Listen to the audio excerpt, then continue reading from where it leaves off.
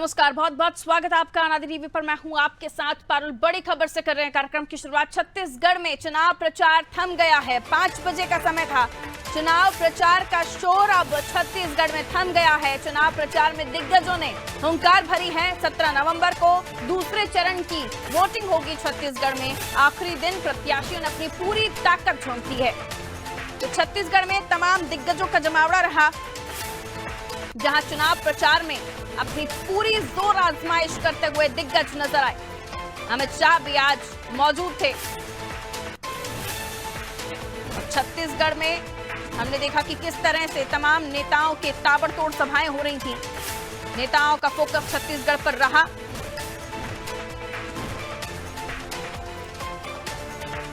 छत्तीसगढ़ में तमाम बड़े नेताओं की मौजूदगी दिखाई दी थी। हेमंत बिस्वा शर्मा के अलावा कई और बड़े नेता यहां पर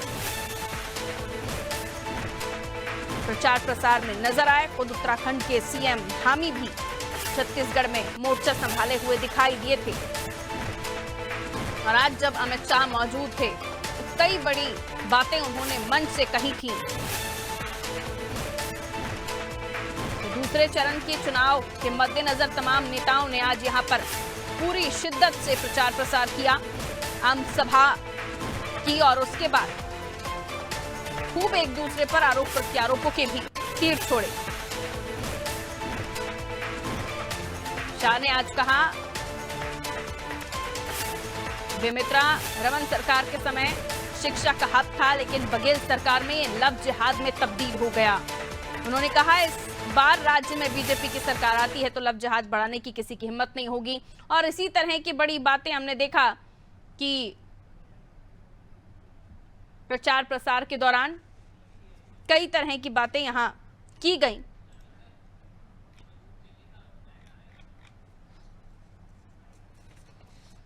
तो देखिए, आज महत्वपूर्ण दिन है और आज जितनी कोशिश ये नेता कर सकते थे, अपनी पुरजोर कोशिशें इन्होंने की। छत्तीसगढ़ में पूरा दमखम लगाया और नेताओं के ताबड़तोड़ दौरों के साथ ही चुनावी सभाओं में भी काफी ज्यादा लोगों का हुजूम भी उमड़ा। प्रचार प्रसार में कई बड़े बातें, कई बड़े मुद्दे, चुनावी घोषणा पत्र, तमाम वो चीजें हुई। इसके बाद अब देखना होगा कि 17 तारीख को जनता किस ओर जाती है। बहरहाल चुनाव प्रचार थम गया है। क्या माहौल शाम तक बना चुनाव का छत्तीसगढ़ में? मेरे साथ हमारे सहयोगी जुड़ गए, सीधा उनकी तरफ रुख कर रहे हैं। करिश्मा हमारे साथ जुड़ी हुई हैं और साथ ही सुधीर हमारे साथ जुड़े हुए हैं। भूपेंद्र हमारे साथ रायगढ़ से हैं, करिश्मा हमारे साथ रायपुर से जुड़ी हुई हैं, सुधीर भी हमारे साथ जुड़े हुए हैं। सबसे पहले करिश्मा राजधानी में इस वक्त मौजूद हैं और हमें बताएंगे कि क्या कुछ माहौल वो छत्तीसगढ़ में देख रही हैं, क्योंकि अब कुछ भी नहीं है अब नेताओं के हाथ में। अब पूरी बागडोर जनता के हाथ में आ चुकी है। इनका काम अब पूरा हो चुका है। यानी अब तक जो ये जितना भी जोर लगा सकते थे, जितने वादे कर सकते, जितना जनता को लुभा सकते थे, वो सब मंचों से हो गया, घर पहुंचकर भी हो गया। लेकिन अब पूरी बागडोर जनता के हाथ में है। 17 तारीख को जब जनता बटन दबाएगी तो वो किसकी किस्मत में क्या लिखने जा रही है ये वही जानती है। लेकिन अभी तक का जो माहौल बना, प्रचार प्रसार में एंड तक दिग्गज थे, अमित शाह खुद भी रहे और बड़े बड़े वादे, लव जिहाद की भी एंट्री हमने एंड तक होती हुई सुनी। क्या कुछ वहां इस वक्त माहौल बन रहा है करिश्मा? जी बिल्कुल पारुल, देख सकते हैं कि अब छत्तीसगढ़ में प्रचार प्रसार का सिलसिला जो है वो थम चुका है। 70 विधानसभा सीटों पर जो है दूसरे चरण का चुनाव 17 तारीख को होना है। केवल एक ही दिन शेष है। ऐसे में अब प्रचार प्रसार तो थम ही गया है, लेकिन देख सकते हैं जितने भी प्रत्याशी हैं वो लगातार इससे समय से पहले देख सकते थे कि किस तरीके से चुनावी प्रचार प्रसार में जुट गए थे। कांग्रेस पार्टी की अगर बात करें तो उनके बड़े दिग्गज नेता दमखम से छत्तीसगढ़ की ओर रुख कर रहे थे, जिसमें प्रियंका गांधी ने कल रायपुर राजधानी में रोड शो भी किया और माना जा रहा है उनका ये जो रोड शो था काफी ज्यादा सक्सेसफुल हुआ।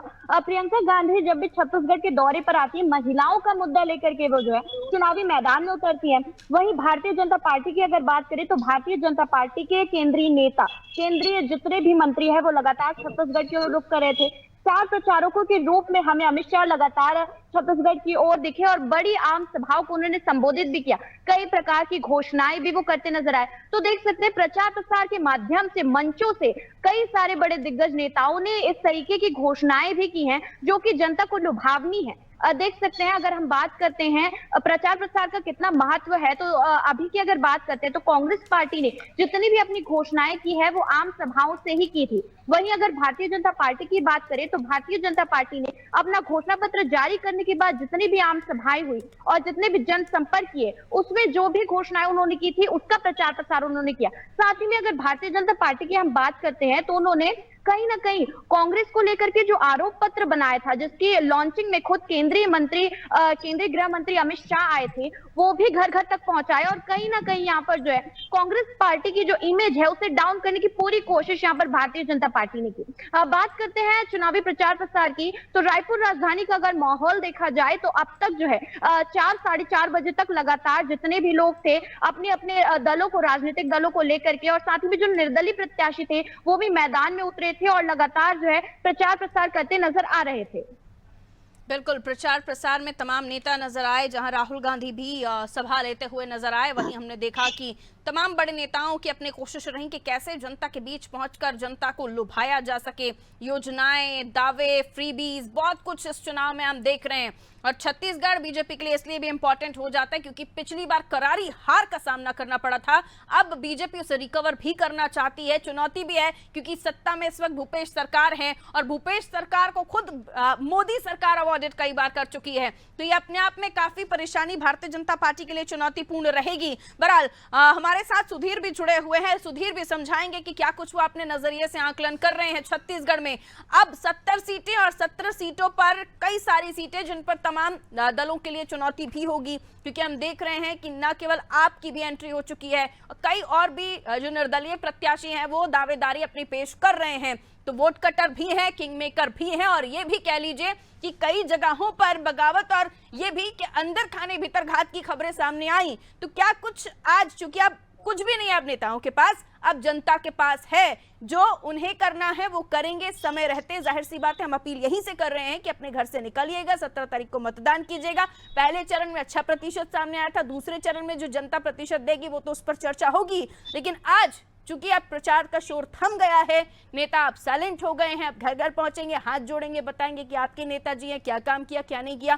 क्या माहौल आपकी नजर से सुधीर? बिल्कुल, जिस तरीके से आज चुनाव प्रचार का अंतिम दिन था, जिस तरीके से चुनावी जो पार्टियां हैं उनके द्वारा लगातार प्रचार के शाम तक किया जा रहा था, साथ ही साथ इस वक्त मैं मौजूद हूँ राजधानी रायपुर के कोतवाली थाना क्षेत्र में, जहां कल प्रियंका गांधी का रोड शो हुआ था और आज बेमेतरा में राहुल गांधी का एक विशाल जनसभा को संबोधित किया गया। साथ ही साथ बीजेपी द्वारा एक साझा में आज अमित शाह मौजूद रहे, उनके द्वारा एक बड़ी जनसभा को संबोधित किया गया। जिस तरीके से हम आज राजधानी में देखा, तमाम जो बड़े नेता थे लगातार प्रदेश में दौरे कर रहे थे, उनके द्वारा जनसभाओं को संबोधित किया जा रहा था। साथ ही साथ जिस तरीके से जो पार्टियों की सक्रियता हमें देखने की, वो कहीं ना कहीं एक मुद्दा दिखाई देता है। क्योंकि साथ जिस तरीके से हम बात करें प्रदेश में राजधानी रायपुर की, तो यहाँ की जो जनता है कहीं ना कहीं सक्रिय दिखाई देती है चुनाव को लेकर के, क्योंकि बीते दिनों जिस तरीके से चुनावी माहौल यहाँ देखने के लिए मिला और जो कल रोड शो हुआ उसमें एक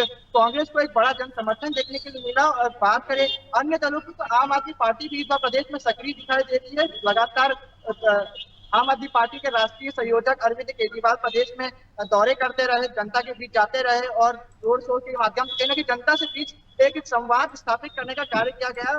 वहीं तो अन्य जो विपक्षी दल है उनके भी घोषणा पत्रों द्वारा कहीं ना कहीं जनता को अपनी ओर आकर्षित करने का काम किया गया। क्या हम मान सकते हैं कि आने वाले विधानसभा चुनाव के जो दूसरे चरण के मतदान होने वाले हैं उसको कहीं ना कहीं ये जनता के बीच जाने का कार्य लगातार किया जाता है? और आज चुनाव प्रचार का अंतिम दिन था और इसके बाद जो भी निर्णय होगा वो जनता का होगा, और जिस तरीके से जनता चुनेगी कि किसे इस बार की प्रदेश की जनता द्वारा चुना जाएगा और सत्ता जिसे सौंपा जाएगा। बिल्कुल, अगला सवाल मेरा करिश्मा और सुधीर आपसे चुनावी तैयारियां जो इलेक्शन कमीशन की है, चुनाव आयोग की, उसको लेकर होगा। मैं लौट रही हूं आपके पास, भूपेंद्र की तरफ हम रुक कर रहे हैं।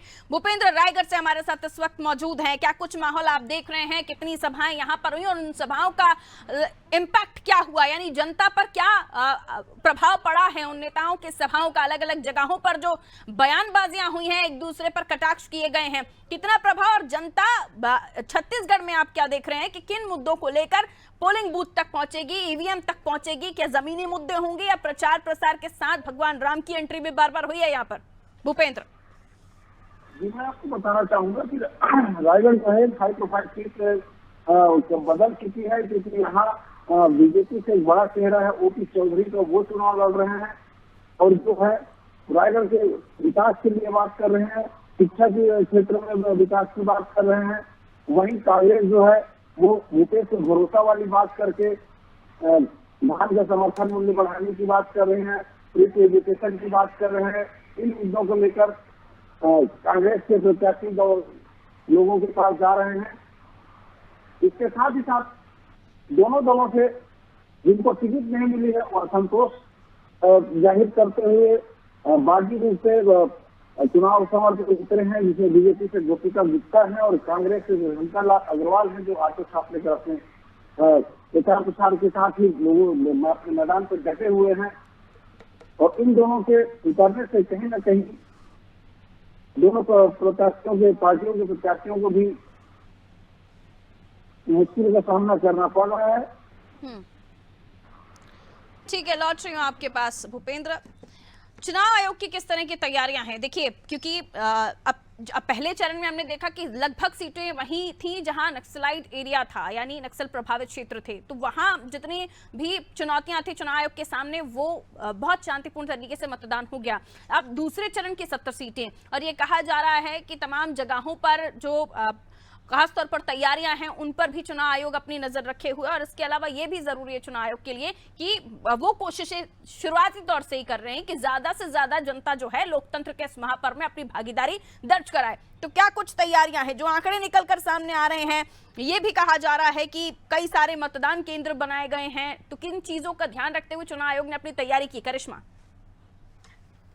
जी बिल्कुल पारुल, अगर निर्वाचन आयोग की बात करते हैं तो लगातार प्रेस वार्ताएं होती है, और अगर वोटरों की बात करें तो 1 करोड़ से ज्यादा मतदाता है जो कि अपने मताधिकार का 17 तारीख को प्रयोग करने वाले हैं। बता दें कि छत्तीसगढ़ में जितने भी मतदाता है उसमें महिला मतदाता ज्यादा हैं एज कम्पेयर टू मेल जितने भी हैं। तो देखा जा सकता है कि यहाँ पर महिलाओं को साधने के लिए जो है पॉलिटिकल पार्टीज ने तो बहुत ज्यादा कोशिश किया। और अगर निर्वाचन आयोग की बात करते हैं तो तरह तरह की कैंपेनिंग उन्होंने चालू की। साथ ही में कैंपेनिंग के साथ जगह जगह पर हमें होर्डिंग्स नजर आते हैं और एडवर्टाइजमेंट भी लगातार चल रहे हैं कि आप अगर 18 साल से ऊपर हो चुके हैं और अपना पहला जो है मतदान देने वाले हैं तो तुरंत दीजिएगा, बिल्कुल देरी मत कीजिएगा। इस तरीके के जो है हमें ऐड दिखाई दे रहे हैं। साथ ही में गांव-गांव पर भी हम देख सकते हैं कि जितने भी निर्वाचन आयोग के लोग हैं वो घूम रहे हैं और लोगों को जागरूक कर रहे हैं कि अपने नेता को चुनने के लिए सत्ता में किसे बैठाना है और प्रदेश में क्या कुछ विकासकारी कार्य जो करने वाला है और उनको जो सही लगता है उसके लिए जो है अपने मताधिकार का जो है प्रयोग किया जाए। तो लगातार निर्वाचन आयोग की तरफ से कैंपेनिंग चल रही है।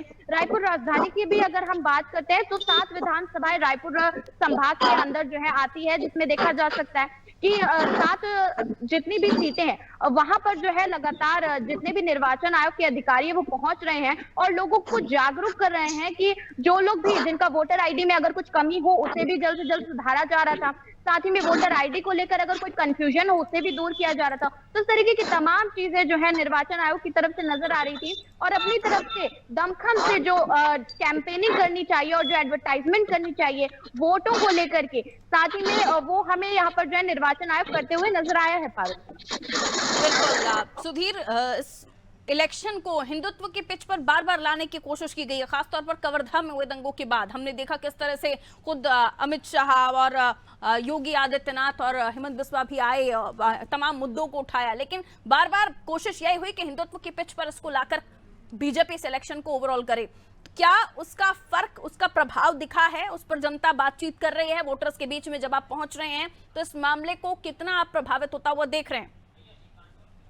बिल्कुल, जिस तरीके से प्रदेश में हिंदुत्व का जो मुद्दा है वो लगातार बीजेपी द्वारा उठाया जा रहा था, कहीं ना कहीं प्रदेश की जनता को अपनी ओर आकर्षित करने का कार्य बीजेपी द्वारा लगातार किया जा रहा था।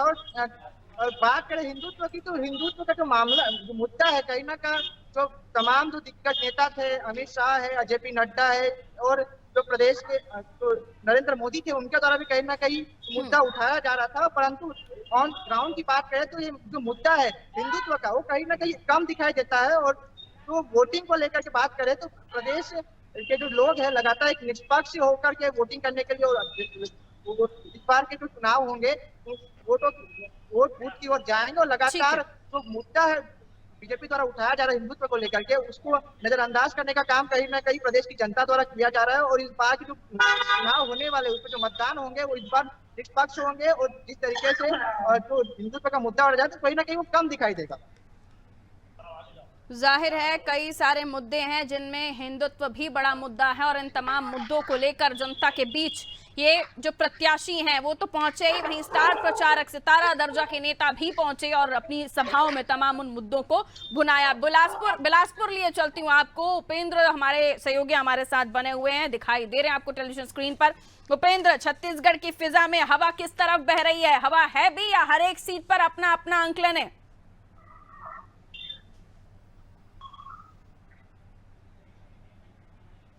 चलिए, लगता है आवाज नहीं मिल रही है। तो छत्तीसगढ़ में चुनावी माहौल पूरे शबाब पर है। यूं कहें कि अब बस तैयारी मतदाताओं की मतदान केंद्र पर पहुंचने के बाद वो क्या निर्णय ले रहे हैं, किसके लिए वोट कर रहे हैं, ये उनके मन में है। लेकिन फिलहाल जो छत्तीसगढ़ में विश्लेषण कर रहे हैं राजनीतिक पंडित, अपना यही आकलन कर रहे हैं कि छत्तीसगढ़ में फिलहाल जो फिजा है वो एक अलग ही रंग दिखा रही है। यानी कुछ कहा नहीं जा सकता, वोटर साइलेंट भी है, फ्लोटिंग वोटर भी है। और ऐसे में कई लोगों का ये भी मानना है कि अब आते आते चुनावी हवा बदल